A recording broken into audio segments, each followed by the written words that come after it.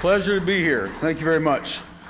I'm going to talk about the project that's near and dear to me, and I've told people before that if I was a painter, this would be my masterpiece, because this is a cave that I have been leading the exploration of since the late 70s, so 40-some years now, and been there on 26 expeditions and spent 6 weeks there this year, from mid-March until the end of April. That's me in my first cave. And it happens to be my first distinct memory in life. That's a cave above Chattanooga, Tennessee, up on Lookout Mountain. I was 4 years old, and family lore had it that I never let it go, that I was interested in rocks prior to that, and my dad had taken a couple of geology classes in college, and he could tell the difference between the different kinds of rocks, igneous, metamorphic, sedimentary, and I was forever picking up rocks and asking him, what kind of rock is this, Dad? And finally one day he said, you should know by now, you tell me. And I could. But this day was different because I was inside of a rock. And in my little boy's mind, that's the way I saw it. It's nice to have a rock in your hand, but to be inside of a rock is fascinating. That's the way I thought of caves at the time. A few years later, in fact, this is like 12 years later, 1965, that was between my junior and senior year of high school, I had done a lot of it, and especially with my Boy Scout troop. And then I inspired the Boy Scout troop to form a explorer post which specialized in speleology, which is the study of caves and the mapping of caves and the publishing about caves. And you can see in that lower left-hand paragraph that I actually went to a national convention that summer. First time I was able to take a family car out of the immediate area, and I drove it to the next state over to Indiana. And when I saw that beautiful campus of Indiana University and went to that convention, I decided I want to go to college there. I'd been accepted to Ohio State, but I changed my mind and went to Indiana University and was president of the caving club there, and glad I did it. Now, where I'm going to take you is to southern Mexico, to the state of Oaxaca. And I live in Irving, just up here next door to Dallas, as you know, around where the E in United is. And it takes us 3 days to drive down there. Some of the people that go with me live in Austin, some of them live in Houston, but we'll congregate in Austin, drive on down to the border, stay in Laredo, Texas, and then that's 1 day to the border, and then 2 long days of driving across northern Mexico. We got a favorite hotel on the toll road between Laredo and Mexico City, right here at the state line between San Luis Potosí and Guanajuato. And then the next day, drive around Mexico City on that really nice bypass on the northeast side of that gigantic city, the Arco Norte around there, into the state of Puebla, into the state of Oaxaca, and get up into the mountains of Huautla, ideally if all goes well, the next day. When the first cave explorers arrived in Huautla de Jimenez, Oaxaca, Mexico, this place, it was about 12 years before I ever went there. They were weekend cave explorers from UT Austin, and they read the same books I did while I was in high school by cavers from France who explored the deepest caves in the world at the time in the Pyrenees and the Alps of France, and they'd just been translated into English. And they read those and they decided, let's get scientific about this and ask a geology professor and see if he'll help us figure out where the deepest caves in the Western Hemisphere would be. So they came up with this place. Why? Very thick limestones, up to 7,000 feet thick, uplifted from the bottom of the Gulf of Mexico 60 million years ago. That's been studied by geology graduate students. 100 inches of rainfall a year, no surface streams. Where's that water go? Well, it's got to go underground. It's got to go into caves. And those guys got a hold of aerial photographs, and they saw big entrances from satellite photos. Drove there, and when they got to the city of Huautla, they couldn't find anybody that spoke Spanish initially. They spoke an indigenous language, Mazateco, and they'd been isolated right up until that time. The road had just been built into the area. And finally they found somebody that spoke Spanish, and that guy said, come back next year. There's caves right outside of town, immense entrances. Come back with your equipment and you can explore them. And they did, and that started the exploration of Sistema Huautla. There's been 2 books written about it.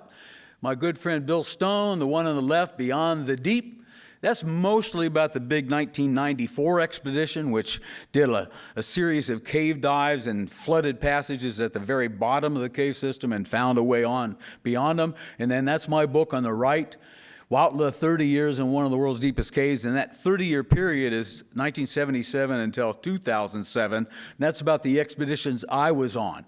That's pretty much autobiographical. We're planning, my friends and I, to write 2 more books at the end of the project, whenever that is, in a few years. One, a comprehensive story of the whole exploration of this immense cave system, and then another be a large format photograph book, because we got a lot of great pictures, some of which you will see tonight. Huautla, through the years, this mountain town has gone modern, gone from when I first went there. When it was dry outside, the streets were dirt. When it was wet, the streets were mud. And the only way you could make a phone call out of there was to go to a long-distance office and sit in a line of chairs and wait your turn for the operator to try to connect you with a number in the United States. And it had to be a collect call, had to be home. So it was very difficult to get in touch with somebody in the outside world. But that's all changed. The streets are paved now. There's Wi-Fi in the restaurants and hotels. There's 4G cellular throughout town. And I think anybody under 40 years of age is on Facebook in this mountain town. And everybody speaks Spanish nowadays. So we'll go and stay in a hotel right here in the center of town. That's the government building. We'll go and see the locally elected head of the local government, make sure they're okay with us being there, because we're foreigners from a different country. We'll buy groceries, get propane tanks, and then go through that notch right there off to the southeast, just a few miles, about 10 miles away, to a beautiful little village. On the way there, we pass this shrine. Now, the reason I'm showing you this picture of the shrine, because there's a story that goes with it. In 1980, I was on an expedition there, and we had hiked into Huautla over the mountain and had backpacks that we were going to carry fresh produce in, and we lingered too long and didn't want to hike back in the dark, so we caught a ride in the back of a pickup truck. Well, that pickup truck went off the road, and the truck was spinning in midair, and I was in the back of it. And I can tell you, if you're in a vehicle that's spinning in midair, you know what's happening, and you know what's about to happen. So as the leader of that expedition, I thought it was incumbent upon me to say something. So what I said was contrary to what my 8th grade English teacher, Mrs. Ginsburg, had always told us: don't use cliches. Because I said, this is it. Which is a cliche, and it was wrong. It wasn't it. We didn't get killed. We just all got hurt. I had 6 broken ribs and a torn lung and ruined my day. But we noticed 2 years ago that they had painted the shrine, and of all things, they had painted the truck on there from 40-some years ago. And when we got into this little town, the next town, I asked around, the shrine's got a truck painted on it. Yeah, have you ever heard about the truck that went off the road and spun in midair, and the ruins of that truck are still at the bottom of that mountain? And I said, yeah, I was in it. You were in it.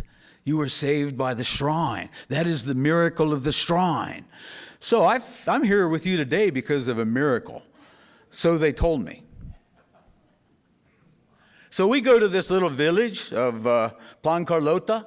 We've run about 7 expeditions out of this village. We changed villages a few years ago.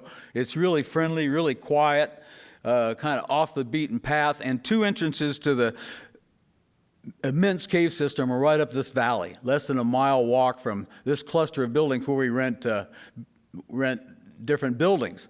That's the old 20-year-old van that the project owns. We keep it in tip-top mechanical shape, and it can haul a lot of stuff down there. And then we rent this building and this building here and that building over there, and set up an expedition when we arrive. Remember, I was just there in mid-March. Now, we rent this room from year to year, and it's secure, and our landlord lives next door, but we got a lot of stuff stored there. Used to be, I would haul all this home to Irving, fill my garage with it to the ceiling, take me 2 or 3 months to go through everything, inventory it, box it up to go back down the next year, and then we decided, let's just find a place to rent down there and leave it there. So it's there right now. This is how people sleep on an expedition. Prior to this year's expedition, somebody wrote me and said, so what are the sleeping accommodations? And my answer was concrete floor, bring good pads. You can see some people sleep in tents. Now, why would they do that? Well, a couple of reasons. Like you see this person's sleeping bag over there and a door right next to it. Somebody's going to invariably walk across that sleeping bag and take a shortcut eventually, and they might be in that sleeping bag. So if you've got a tent set up, then you define your area. Plus, we have seen vampire bats around here, and these windows do not have screens. So if you don't want them maybe having a meal on your neck, then sleep in a tent. I do. Not everybody does.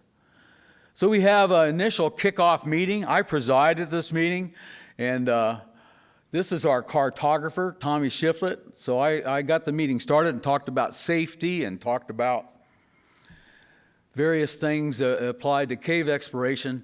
And these people are from all over the place. This guy's from Wales. He's from Ireland. That woman's from Mexico.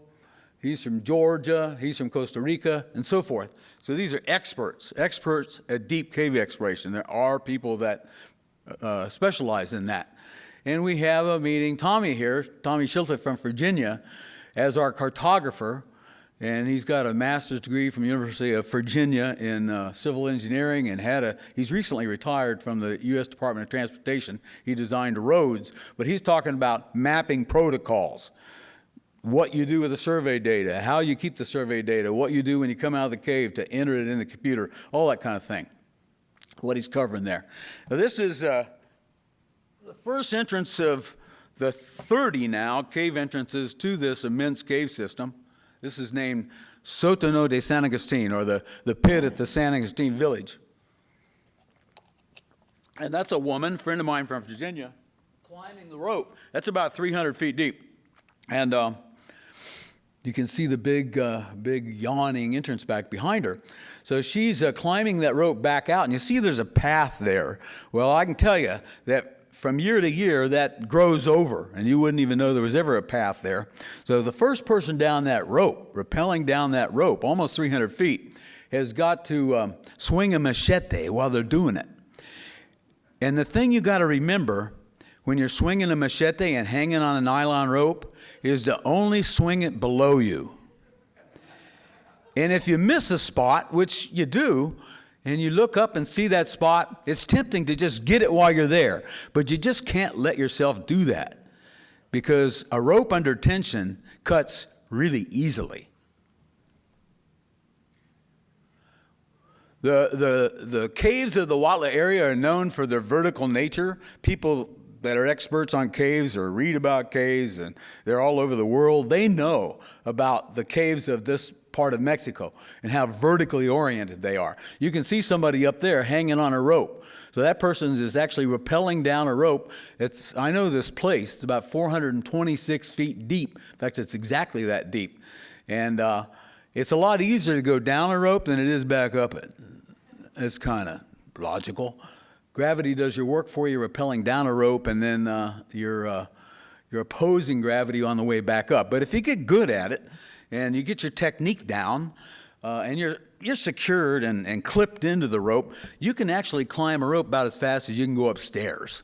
So think about a high-rise parking lot and going to the 5th floor. If there was a rope hanging next to it and you had a race, it would be about the same, if you're good at it. This is looking down a shaft series as it was being rigged. This is original exploration. That guy's down there is as far as anybody's gotten. And that's off the bottom of that big, deep shaft I just showed a picture of.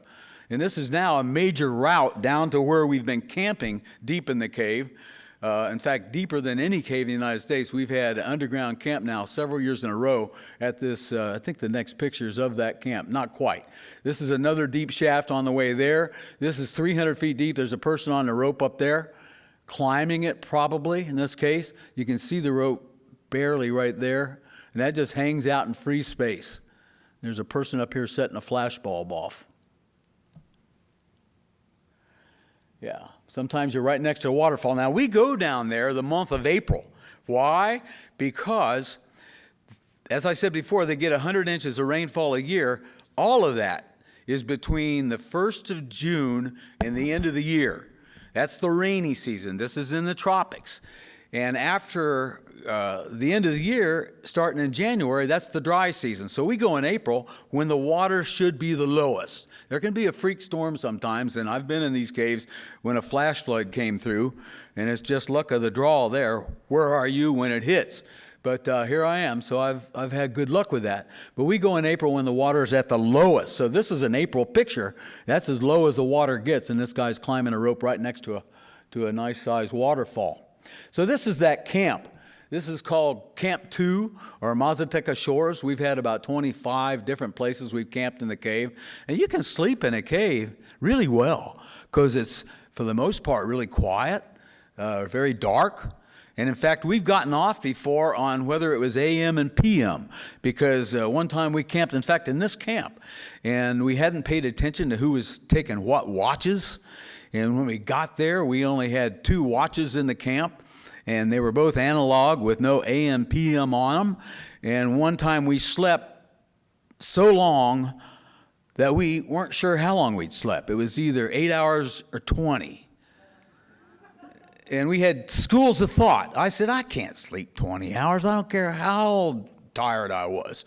And somebody who was sleeping on the floor, I was sleeping in a hammock that time, somebody was sleeping on the floor said, oh, I feel like I slept 20 hours on the floor. I'm sore. And when we got to the entrance and looked at the sky, it was dusk instead of dawn. We realized we had slept 20 hours that time. We've also been off on what day it is, because we ended up averaging 32-hour days instead of 24. And just a couple weeks ago, I was with some aspiring astronaut, like to go to Mars, and I proposed that when people go to Mars, they don't need 2 years worth of food, they just need a year and a half's worth of food and longer days. And he didn't think that was such a good idea. Now, this is a different place where we've camped underground. One thing I like about this picture, and there's probably some geologists in the room, is that fault line there. That's why the caves are here. Because when the mountains were upthrust so long ago, they fractured and folded, and you can't even match up the beds. There's this strata here, or where's the corresponding strata? There's been displacement, whoosh, like that. And that's what water's gotten down into through the millions of years since then, and enlarged these gigantic cavities. And here's where we've camped. This is the kitchen area. People wander off into this room and have flattened their own little terraces where they sleep comfortably. The rocks in the floor in this room are like big flagstones, like you'd make a patio out of, about 1.5 inches or 2 inches thick and wide. And through the years, people have made a circle of thrones here. You can build your own throne out of those rocks.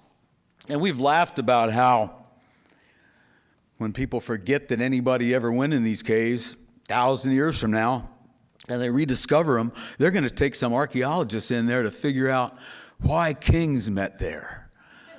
Why did they come way down here to sit in their thrones and talk about conquest or whatever? Just being silly, you know. But right above that room where that camp is the centerpiece of this cave system. Now, I told you before that everybody who's been in this cave has been an expert. So we've had some of the big names in cave exploration from Europe and Asia and so forth, and they've all agreed once they've been in here that it's probably the world's most magnificent cave. And this room is incredible, one, for its size and the beauty of the formations on the walls. All that white you see is called Anthodites, and I got a close-up of them in a second. There's 4 people in this picture. This room is actually half again bigger than Cowboy Stadium over in Arlington. And we don't know exactly how old it is. The best guess is probably about 10 million years old. It's incredibly stable for having 3,000 feet of rock above it to the surface. Here's another picture of it, looking at a different angle.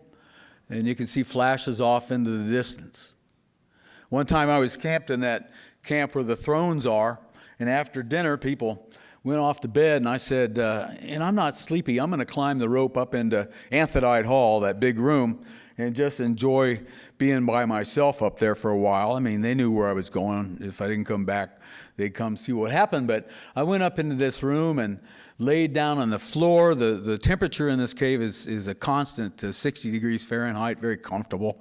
Laid down on the floor, turned off my light, totally silent, totally dark, just enjoyed sensory deprivation, and spent about an hour there before I turned my light on and went back down. But it was an enjoyable experience. And there's Anthodites. This is a type of calcite crystal. It's not a valuable gem. It's basically the same mineral as limestone is, but when it gets dissolved and then the dissolved mineral in water reaches a cavity, a cave room, then it deposits. So given what the humidity is and the breeze through the room, that's what determines whether anthodites grow or stalactites grow or whatever it might be. But it's really beautiful and best examples of them in the world. Now, besides exploration and mapping, I'm going to talk about studies that we've done. We're speleologists, and speleology is the study of caves. It's just not going in there, exploring it, and mapping it. It's also doing the studies that you can while you're there. There's been 2 master's theses written about the geology, both at the same university. Western Kentucky University in Bowling Green, Kentucky happens to be the best place to do graduate work on caves. And my good friend Jim Smith wrote the hydrogeology of the Sistema Huautla karst groundwater basin.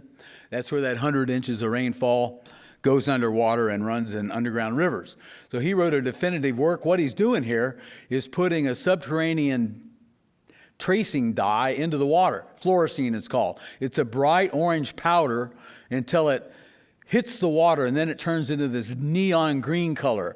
And here's Fernando Hernandez from Mexico, who also went to Western Kentucky University. And this is about 4 years ago. He did a second master's thesis on the cave system, on the geochemistry of it.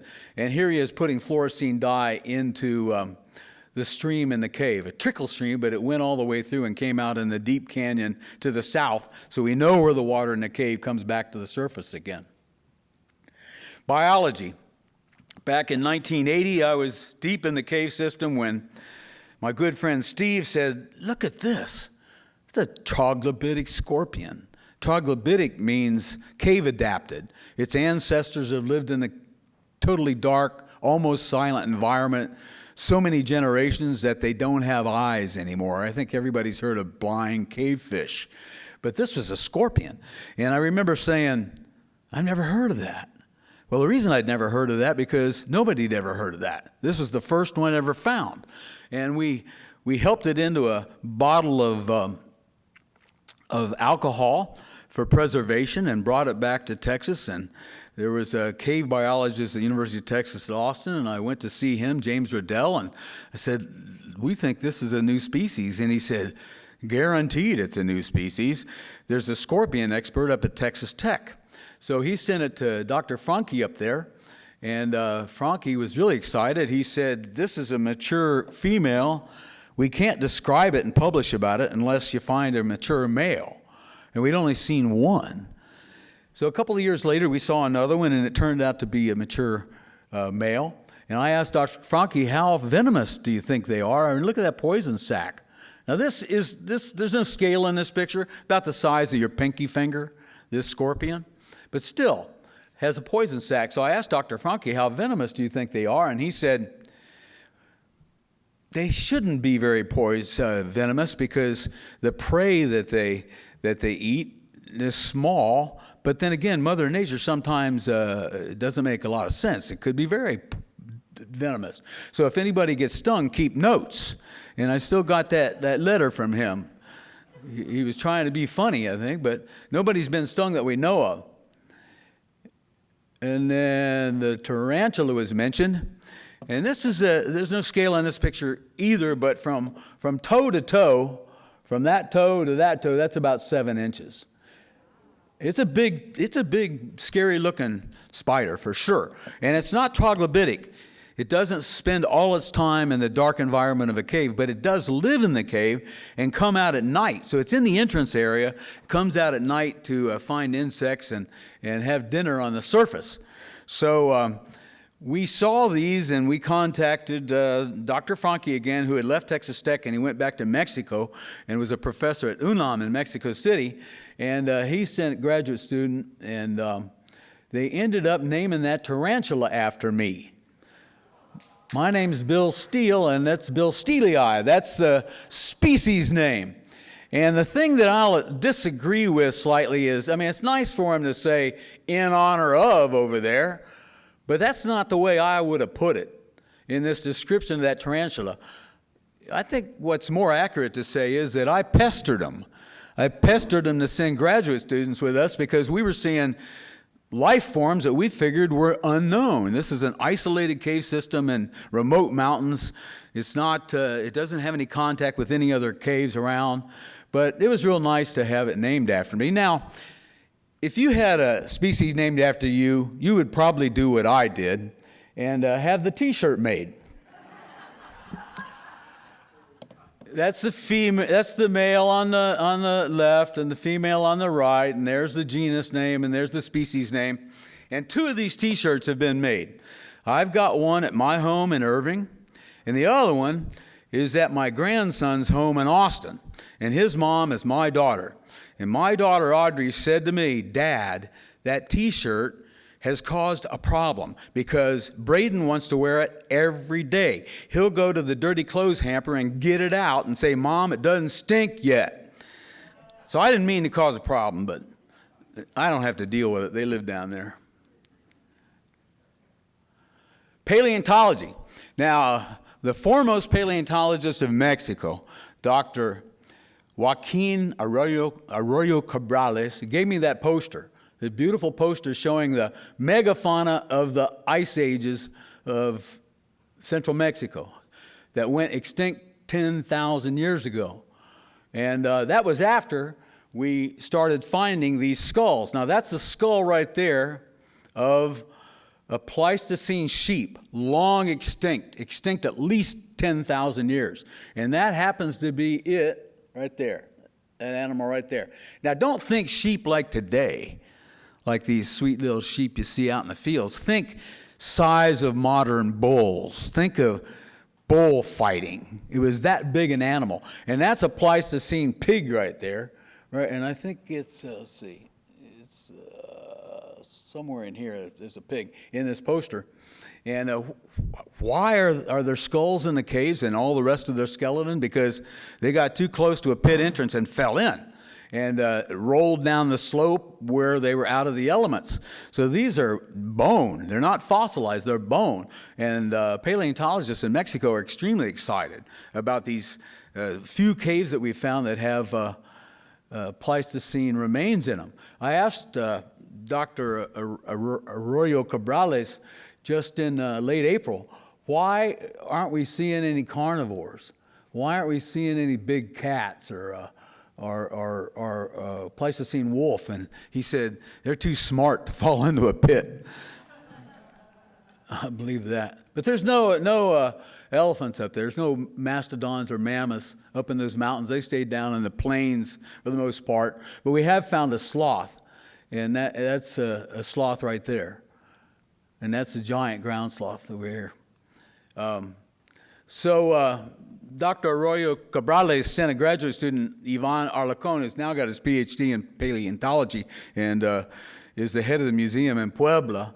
So we took him to this cave after we'd found this scapula of what we didn't know what it was. I just knew it wasn't a cow or a horse.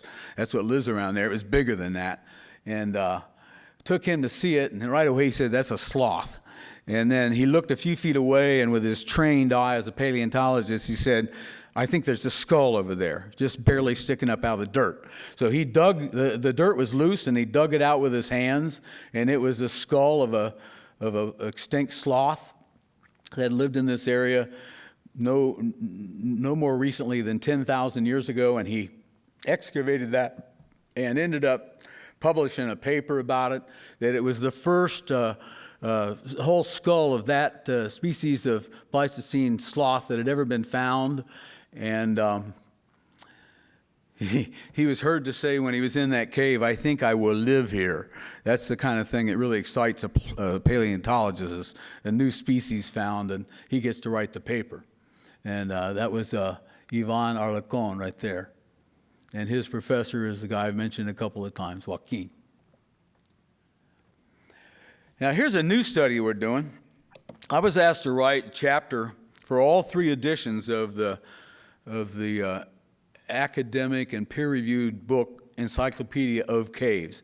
And I was looking through that book one day, happy to have a chapter in it, and ran across paleoclimatology. And I thought, what is that? Well, that's where they take a stalagmite, stalactites hang down from the ceiling, stalagmites grow up from the floor, and date it, because it turns out that they've got like tree rings in there. And what do they date? Well, they date a isotope of uranium that happens to be in the mineral content of deposited calcite. So I contacted the author of that chapter in that book, who's out at the University of Nevada at Las Vegas, said, "Hey, we want to participate in this." And he said, "Good, because we got no data from central Mexico. So we don't know what you'll find. Find a meter-long stalagmite laying on the floor, already broken, laying there. It's in an earthquake zone. You'll find one if you look." And we did. And there's a measuring tape, and it's just a little over a meter long, and it was laying there on the floor in 4 pieces. So I had a team going to go out into an area with a lot of cave formations and drips. He wanted a place that's active now with drips, that's calcites being deposited. And I said, "This has been marked where this is. Please bring out that stalagmite when you come out." Well, I was in my sleeping area about 3 in the morning when I heard them come out.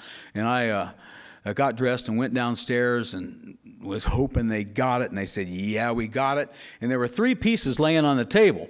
This big piece, which turned out to weigh 11 kilos, which is about 25 pounds. Now, somebody had to put that in his pack on top of everything else, a 25-pound rock, and climb 2,000 feet of rope with that and get out at 3 in the morning.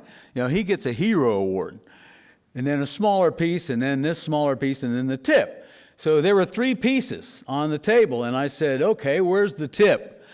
And the guy cleared his throat and said, "How important is the tip?"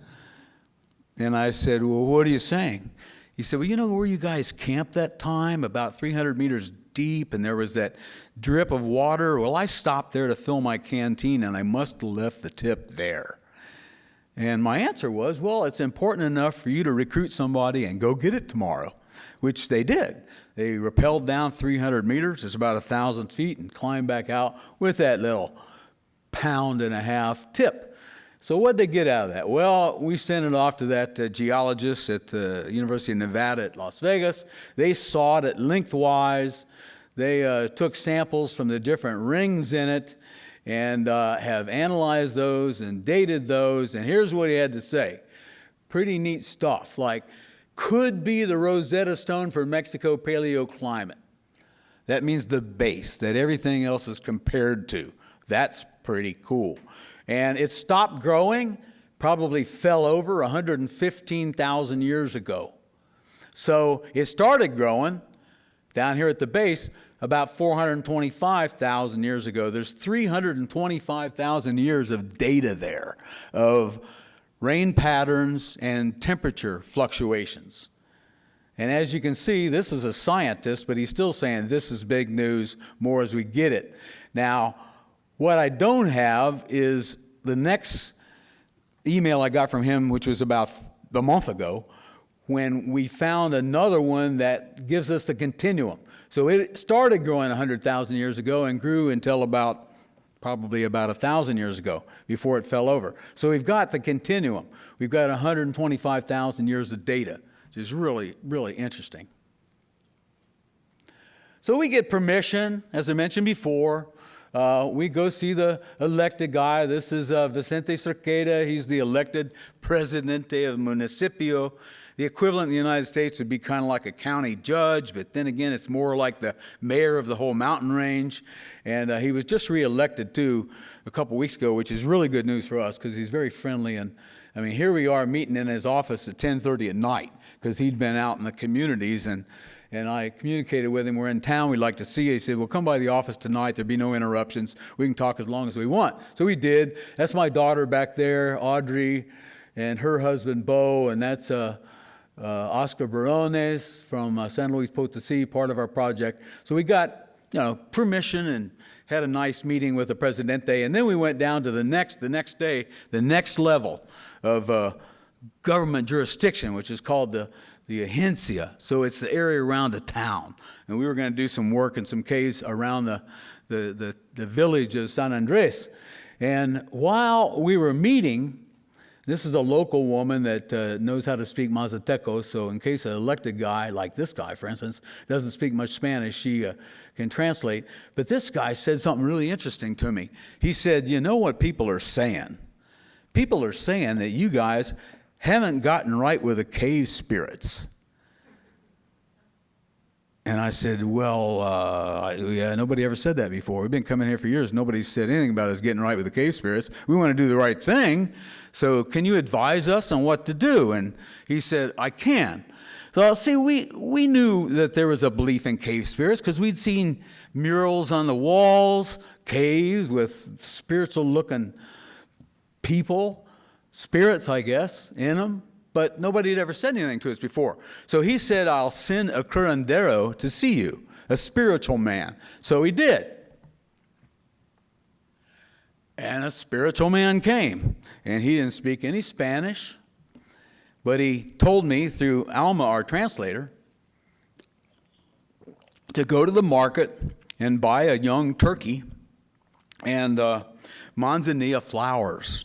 I didn't know what was up with that, but we did as he said, and we drove into the closest village, and we bought a turkey and manzanilla flowers, and then he lit this copal incense, and it was billowing and filling the room, and everybody that was there lit a beeswax candle, and he said all these nice words in Mazateco that we couldn't understand, but they sounded like nice words, and we were getting right with the cave spirits. And then he said, we got to go to a cave entrance.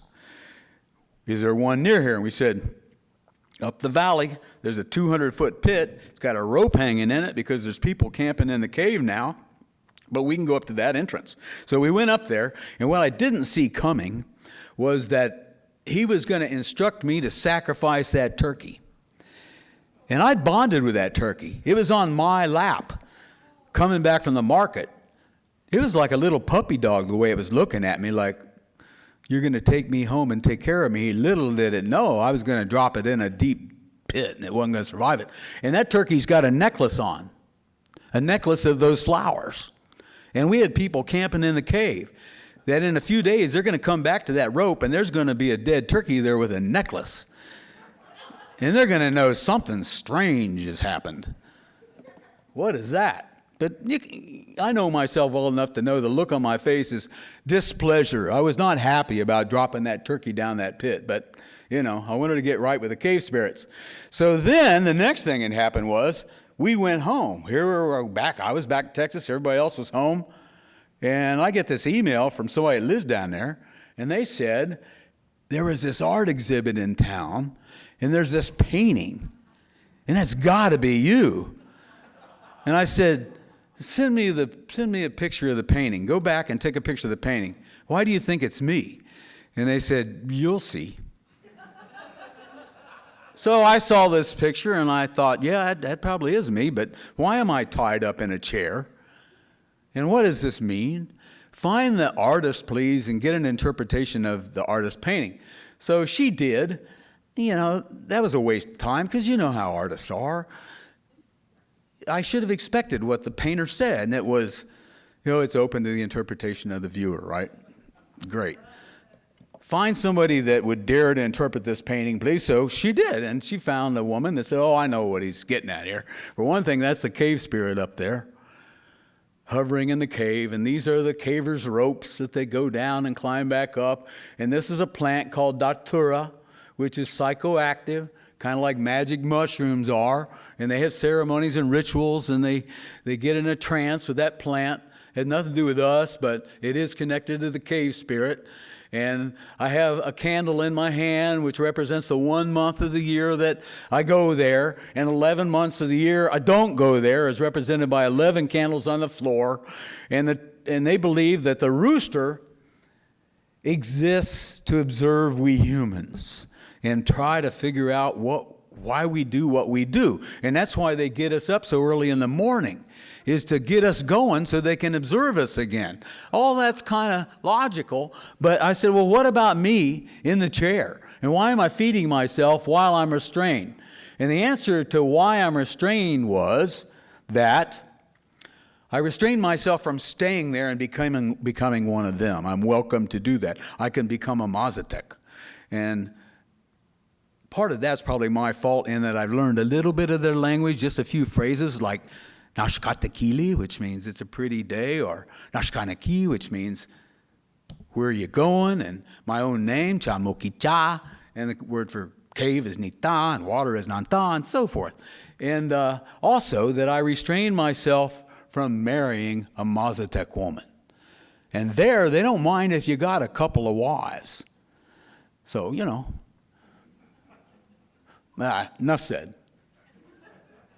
Anyway, here's kind of a summation of the statistics of our project. I told you how deep it is.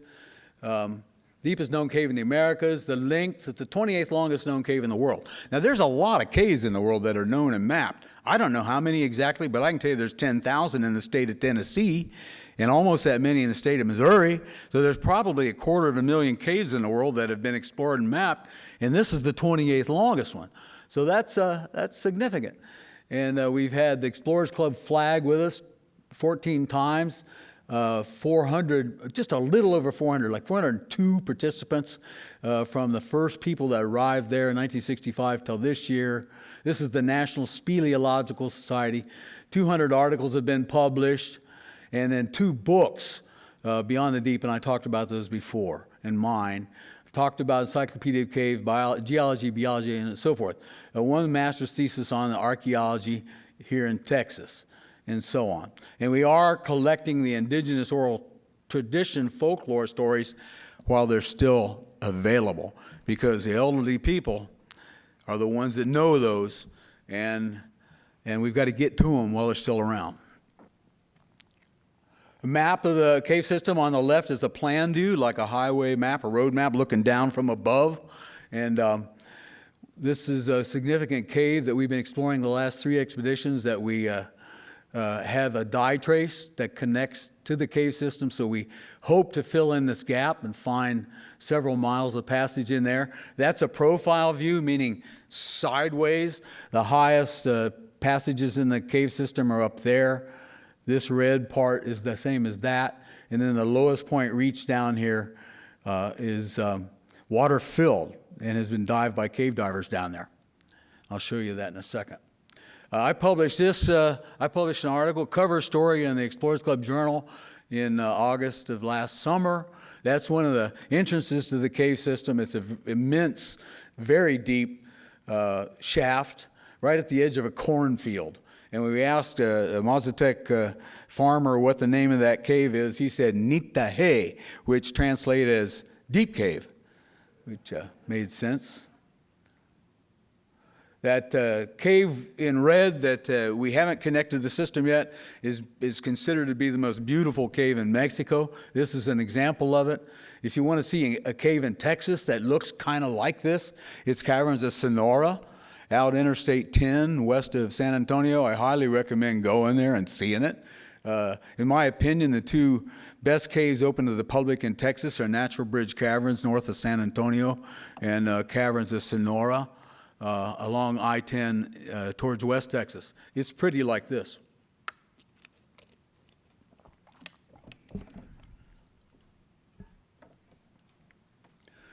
Now, what's the future hold?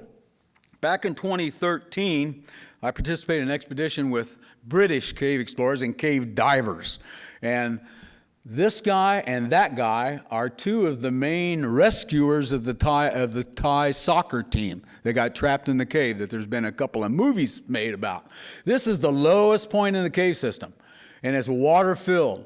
And they did a big expedition in 2013 to dive it. They had a tri-mix of gases. They had rebreathers. They were armed for bear, and this is the first guy going in there to dive deep and lay a line. And they went to 80 meters deep, which is about 270 feet, and had to call the dive there. That was as deep as they could safely go with the mixture of gases that they have.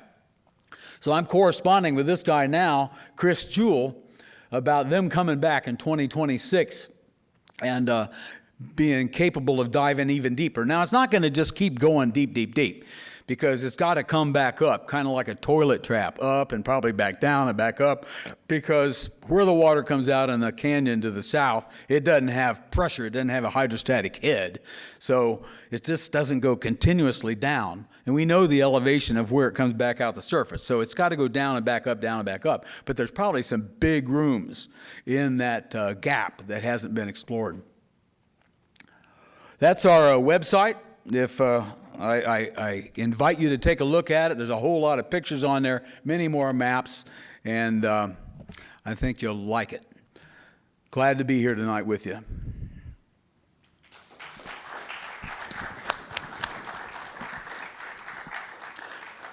Questions, comments, protests? Any Bill, questions? Bill, tell them how they can buy your book. Yeah, that book of mine, I've actually written 2 books. I've written 4 books, but 2 are published. One is titled Yochib, the River Cave, and the other, I've talked about a couple of times, is titled Huautla, 30 Years in One of the World's Deepest Caves. And there's a vendor of books related to caves out of New York State called Speleo Books. S-P-E-L-E-O books, Speleo Books, and you can get both of those books there. The thing about that first one, Yochib, the River Cave, I had met these Canadian cave explorers. Really, they were British, but they were studying in Alberta. Ontario. A couple of them live in Alberta now, but they were studying in Ontario, and they were coming down to Georgia to explore the deepest cave in the eastern United States that I was involved with when I was in college in the late 60s, and they had been going down to Mexico looking for caves because nobody had done that before. And they said they'd found a cave in the far southern state of Mexico called Chiapas, which is right down against the Guatemala border. And they said there's a cave there that will never be explored. Too dangerous. And I said, what's so dangerous about it? Well, a river flows into it, and then there's long stretches of passage that are wall-to-wall, deep water with a fast current, and there's waterfalls downstream from you. Incredibly dangerous. And I can't really explain this in hindsight because I was in my late 20s, and I got this theory that maybe the gunfighters were in their late 20s back in the Wild West, and they thought they were the best there was. But I said to them, well, we'll see about that. So we went to that cave to see if it could be explored, and it was explored, but we all almost died.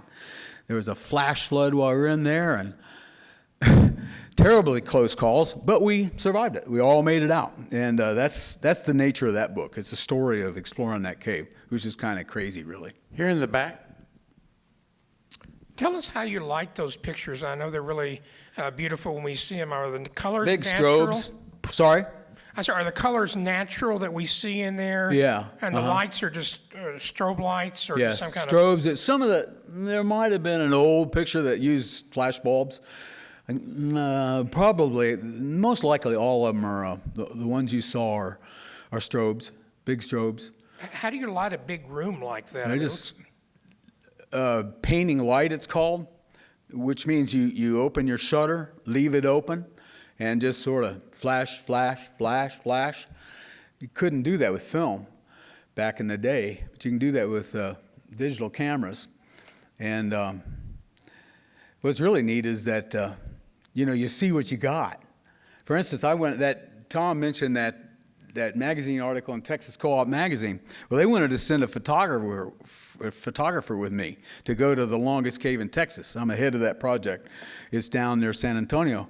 So we went to the cave, we put on wetsuits, and we went swimming in it. In fact, there's a picture on that poster that he took that day. And if you've seen that poster about this event tonight, he shot 750 pictures, 750 pictures. And then he looked at them and he said, I didn't get it. And I was like, astounded. You didn't get it?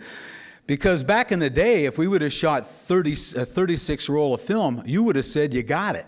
It's in there. Best one of those is going to be the one we're going to use.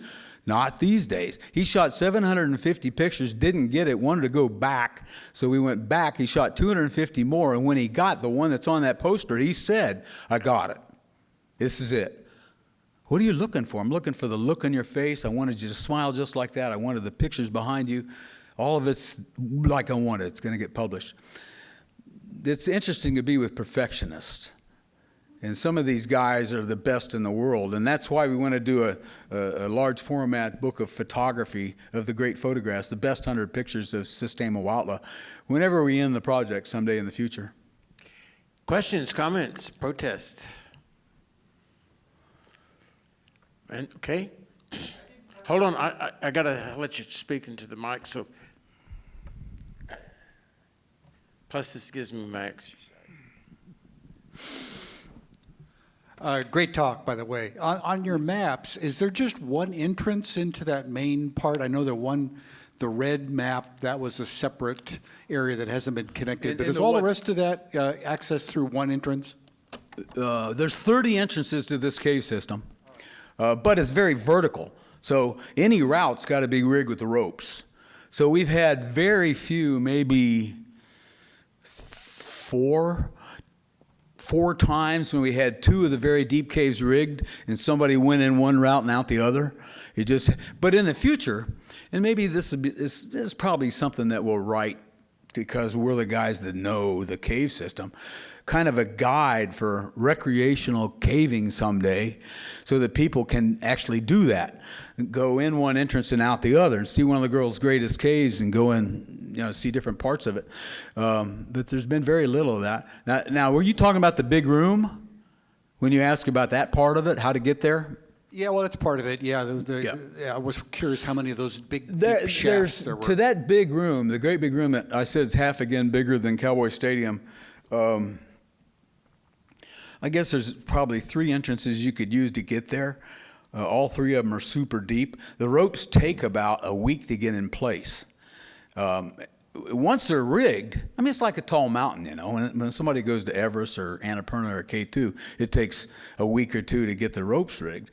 And then you leave them there for the season. And that's what we do. When we go on this expedition, we'll either rig the ropes and leave them in place for a month and then pull them out because they'll get torn up during the rainy season, or we do what we call stage de-rigging. And what that means is at each shaft, we pull the rope up and stash it somewhere where floodwater's not going to get it.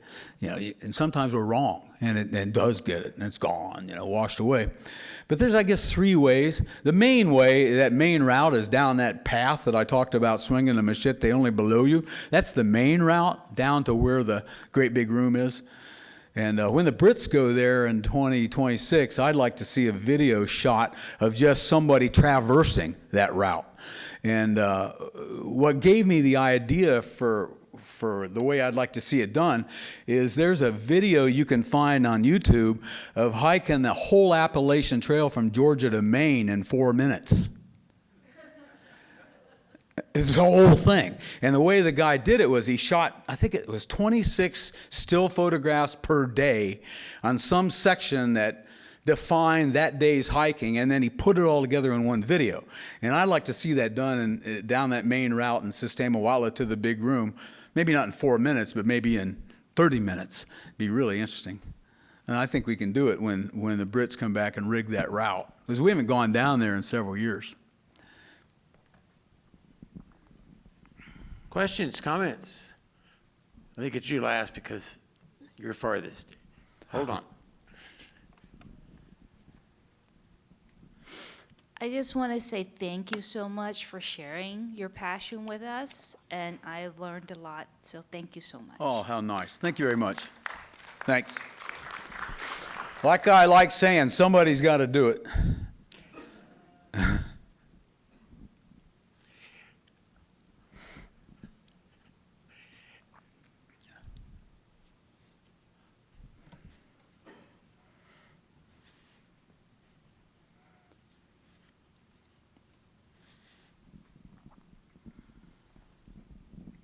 When you're going up and down the rope, are you jumaring up? Yeah. And, and how long does that take up and down? Well, you know, when you have it down and you're proficient at it, you can climb 100 feet of rope. I'll explain what a Jumar is in a second. It's a gadget that clips on the rope. It only slides up and won't slide back down at all. Oh, you can climb 100 feet in probably about 2 minutes, 3 minutes. And, you know, like I said before, if you're good at climbing a rope, it's about the same speed as walking upstairs. Like I've done the deepest pit in the world 4 times, which is in Mexico, and it's 1,100 feet, same depth as the Empire State Building is high. Rope hangs out in free space, and it took me about 65 minutes to climb that rope, 1,100 feet, like a 110-story building. I think it would take me that long to go upstairs. Do you have secondary protection with a harness and attached to the rope? A second point of protection? Yeah. Well, with the ascenders going up, you got 2 points of protection. You're hooked in at the seat harness and hooked in above it. Yeah. And then you got a third as a backup. For rappelling, you got 1 point of attachment. But you got those ascenders that you can quick draw and put on if something had happened, like a rock hit you in the head or whatever, you know. With regard to the preservation or protection of the caves, is there concern about endemic people or even from outside coming down into the caves and doing any kind of defacing or damaging? And along that line is with the state, local, and federal protection, oversight of the caves, is that even developed in Mexico? Yeah, in some areas it is. This area, these caves are protected by their utter depth and the fact that you got to have ropes. But I'll tell you a little story. I was home here in the DFW Metroplex, and I get this email from a woman who lives in Oaxaca City, the capital city of the state of Oaxaca, but she's from Huautla, and I know her family. And she said, my mom has told me that an ambulance from the clinic drives out near our little village and stops in front of a cave entrance every few days, and we don't know what's happening. Will you guys go look in that cave sometime? And I said, yeah, next April when we're down there, we'll go look in that cave and see what they might be doing. Well, they were dumping medical waste in the cave. And there was, I don't know if they didn't have an incinerator or why, or I just don't know. But, you know, I would imagine that they thought out of sight, out of mind, who cares? But, you know, water runs deep out of that cave and eventually comes out in a river. So it's, you know, you could be polluting your own well, so to speak. So what we did was, when we were in with the Presidente, you know, we didn't want to be getting anybody in any trouble, but somebody needs to put a stop to that. So we mentioned that, you know, we've seen syringes and so on in this cave and bloody bandages and so forth, and he might want to put a stop to that. And it did. It did right away. They did something to correct that. So it's always an issue. I mean, and caves commonly get, like, our caving club in Dallas has an annual novice trip, we call it. People haven't, you know, they're just starting to do it, to a cave in southwestern Oklahoma. It's gypsum.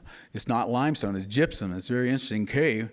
And we go from one entrance to another. It takes about 4 hours, and locals have been going in there with spray paint. And it's just terrible, you know, that they deface it like that. And there's actually laws that say you're not supposed to do that, but people In don't. every article, while I was preparing the research for this program, every single article, there's a cautionary statement. Please don't touch the walls of the cave. Yeah. Now, the people that you go down with are all professionals, but like in the two caves you mentioned near San Antonio, do y'all see evidence of people touching the caves, or do they respect the fact that they need to be left alone? Yeah, what they usually demand, really, of people on a tour in a cave like Natural Bridge Caverns or Caverns of Sonora is that they don't touch the formations that have grown. Because if everybody did it, there's enough oil on your fingers that will retard the growth. And I've been in a cave, I don't remember where it was, where they invited you to get that out of your system, touch that one. And you could just tell that a lot of people had touched it, and it was kind of oily looking, and ugly. Yeah, shouldn't touch the formations. And we don't. We travel very gently in all the caves we go in, and respect that they're all unique. Any last minute? Okay.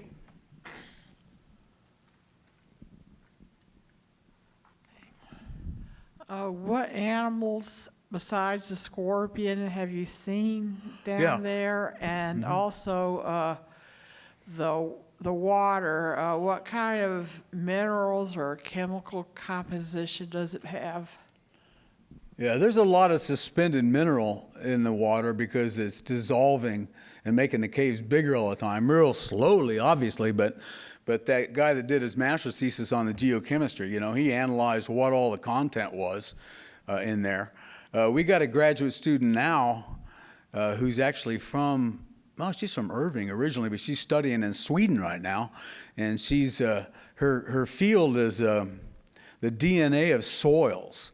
And she's going to be an archaeologist that can tell if people ever camped here, kind of thing, or if animals ever walked there and that kind of thing, because they leave DNA behind. And we want to do a study with her on where the skulls were, because we know the skull sat there for 10,000 years, so that's a good test to do of her technique.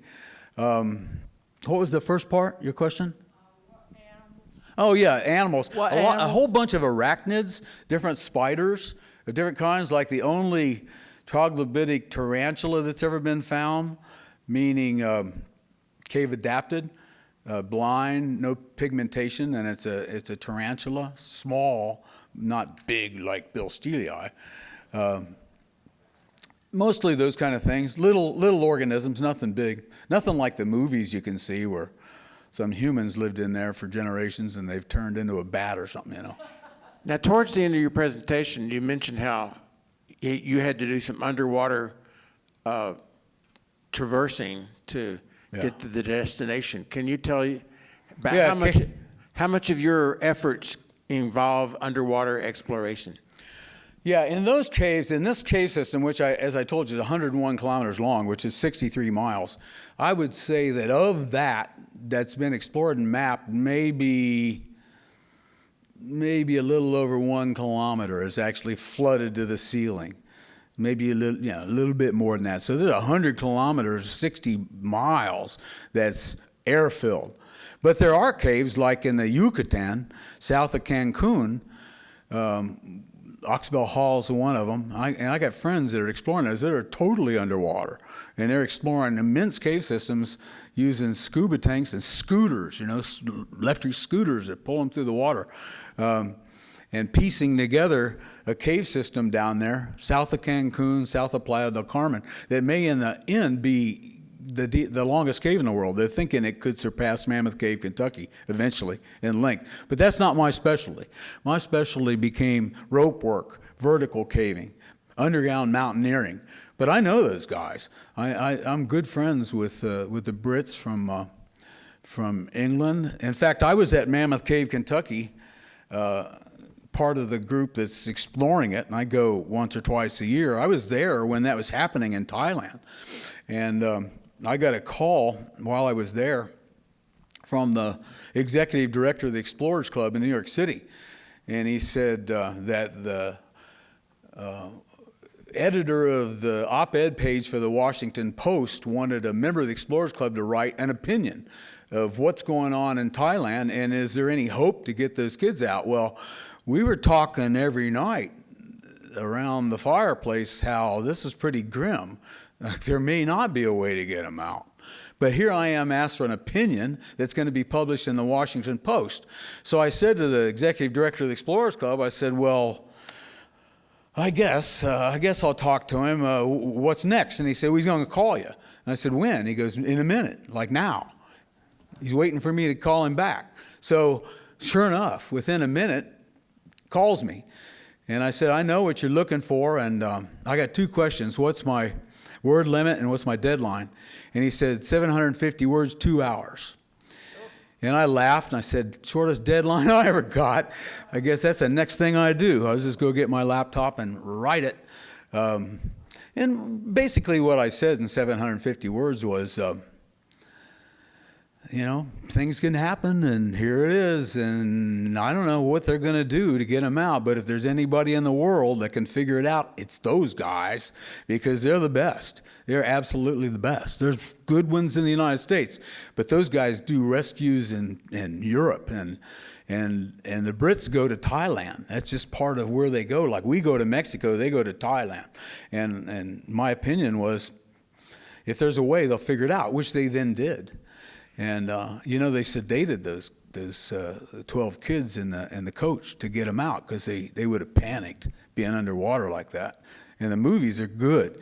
And I had Rick Stanton in my home who wrote a good book called Aquanaut, and he was here and gave a presentation in Fort Worth last summer, and I put him up in my home and talked with him about it. One thing I asked him was, how is it to have Viggo Mortensen play you in a movie? And he smiled and said, really cool. But he was happy with the factualness of it. Well, as I recall reading one of the articles that involved you had to go through a 3-foot cave to get to the big cave that was out of the water or something like that. And it sounded, you had to take your tank off to get to the... Yeah, I've been through places like that where, you can't get through it with a tank on, and the gentleman sitting there with you, he's a cave diver. He knows what side mount means. Side mount means, you don't have it on your back. You don't have your tanks in your back because you can't get to it very easily. You have them here, under your armpits. And you can get through things with them there. But sometimes it's not big enough to even get through with them there, so you take them off and pass them through and follow them. And there was a couple spots getting those soccer players out of that cave where they had to do that. And, they passed the boy through who's sedated and wrapped up in it's called a sked litter. It's almost like a tight tortilla wrapping him. And he had a tank in there with him like this and a full face mask because he's going to be unconscious. And he, can't bite on a regulator when he's unconscious, so he had a full face mask. So he'd pass the boy through and then squeeze through himself and get in a bigger area beyond. Yeah, I've been through those places. The main thing about cave diving, as he can tell you, is the rule of thirds, which means you only penetrate, you only go in 1/3 of your air supply, and then you turn around and come out. You always do that. You call the dive. 1/3 air supply, head out. Ideally, you'll have 1/3 air supply left over when you get to the entrance. But if anything goes wrong, you lose your way for a second, if you lose the line you follow for a second, you got some redundancy, you got some backup air. What else? Zero visibility. They call it zero vis. That means you can't see. And I've done a cave dive before where it was like swimming through coffee. I mean, I couldn't even see my hands in front of them. And that's when you just got to keep your composure and not get excited and stay calm. And that's not real easy sometimes. Bill Steele, thank you so much.